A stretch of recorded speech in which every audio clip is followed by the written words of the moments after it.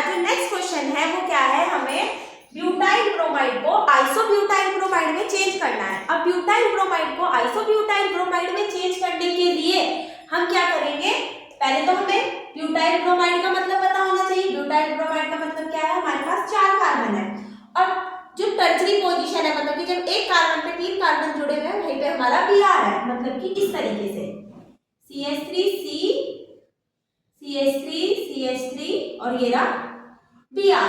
अब इसको किस में चेंज करना है, मेरे को आइसोब्यूटाइल में चेंज करना है। आइसोब्यूटाइल का मतलब क्या होता है, जहां पर ब्रांच है वहां पर Br नहीं जुड़ेगा, उसके आसपास वाली पोजीशन पे जुड़ सकता है। मतलब कि ये है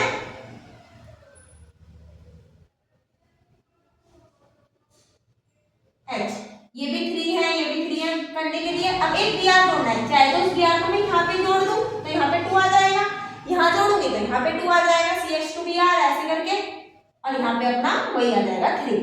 अब इसको इसमें चेंज करने के लिए हम क्या करें कि इससे ये बने।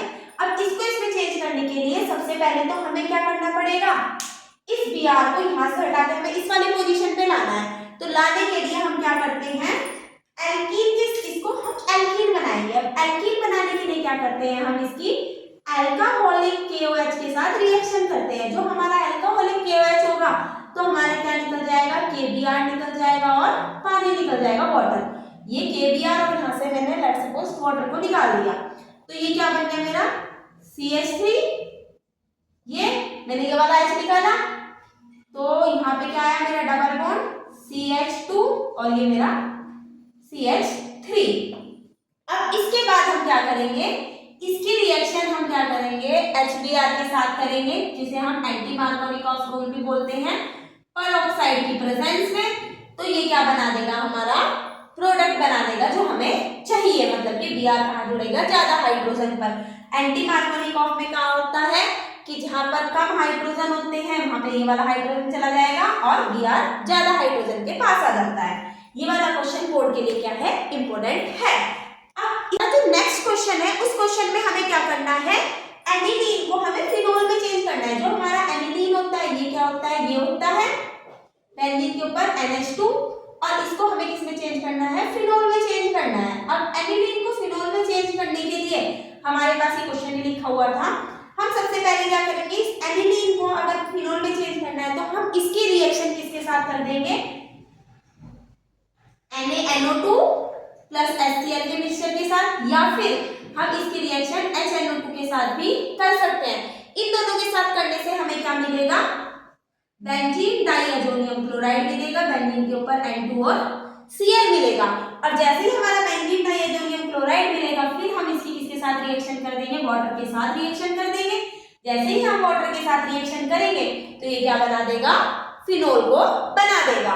और ये वाला कन्वर्जन भी बोर्ड एग्जाम के लिए बहुत ज्यादा इंपॉर्टेंट है।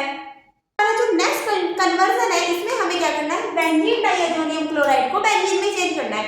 ये एक स्टेप वाली रिएक्शन भी हो सकती है, मतलब कि एक स्टेप वाला कन्वर्जन भी हो सकता है और इसमें 2 स्टेप भी लग सकते हैं। अब अगर हम 2 स्टेप वाला देखें तो ये जो हमारा बेंजीन डाइअजोनियम क्लोराइड है, अगर मैं इसकी रिएक्शन किसके साथ करवाऊं, वाटर के साथ करवाऊं, तो वाटर के साथ करवाने के बाद ये क्या देगा, फिनोल देगा। और इस फिनोल की रिएक्शन जब मैं जिंक डस्ट के साथ करवा दूंगी तो ये क्या बना देगा, नॉर्मल बेंजीन बना देगा। ये तो 2 स्टेप वाली रिएक्शन हो गई।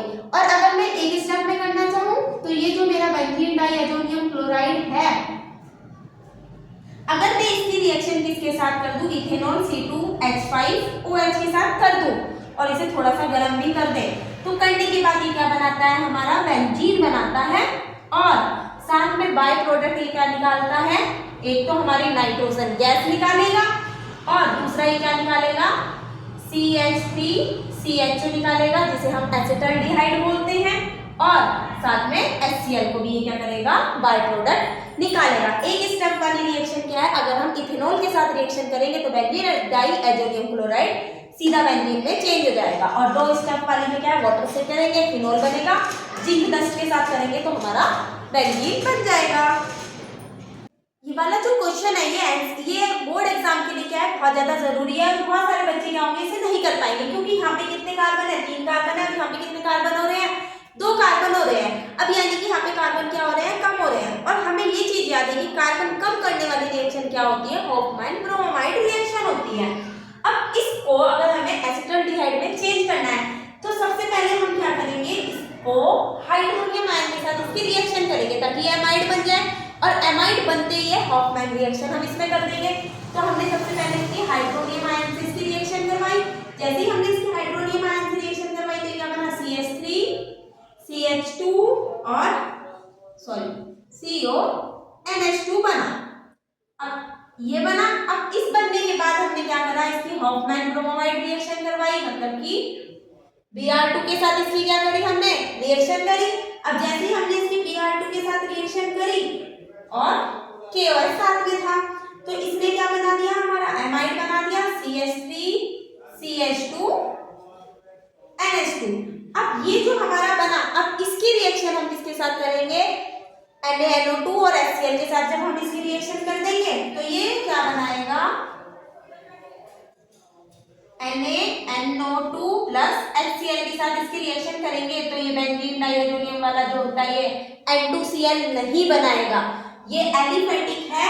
एलिफेटिक में ये क्या बनाता है, हमारा इथेनॉल बनाता है, C2H5OH। अब जैसे ही हमारा C2H5OH बनता है तो हम क्या कर देते हैं, इसका वीक ऑक्सीडेशन कर देते हैं। जब ये बना देगा तो इसका हम क्या कर देंगे, वीक ऑक्सीडेशन कर देंगे।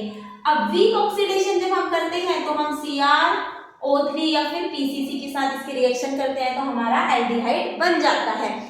अगर हमें प्रोपेन नाइट्राइल को इथेनॉल में चेंज करना है तो इसको चेंज करने के लिए सबसे पहले हाइड्रोनियम आयन से इसकी रिएक्शन करते हैं ताकि हमारा एमाइड बन जाए, और ये एमाइड की हॉफमैन डिग्रेडेशन रिएक्शन कर देते हैं ताकि ये कार्बन कम हो जाए। कार्बन कम होते ही हम इसकी रिएक्शन NaNO2 और HCl से कर देते हैं। इस केस में ये N2Cl नहीं बनाता है क्योंकि ये एलिफेटिक के केस में ये क्या बनाता है, अल्कोहल बनाता है, और अल्कोहल बनाने के बाद हम इसका क्या कर देते हैं, वीक ऑक्सीडेशन कर देते हैं। और वीक ऑक्सीडेशन हमारा किसके साथ होता है, CrO3 या फिर PCC के साथ इसके रिएक्शन कर देते हैं तो हमारा क्या बन जाता है, इथेनॉल बन जाता है, जिसे हम एसिटाल्डिहाइड भी कहते हैं।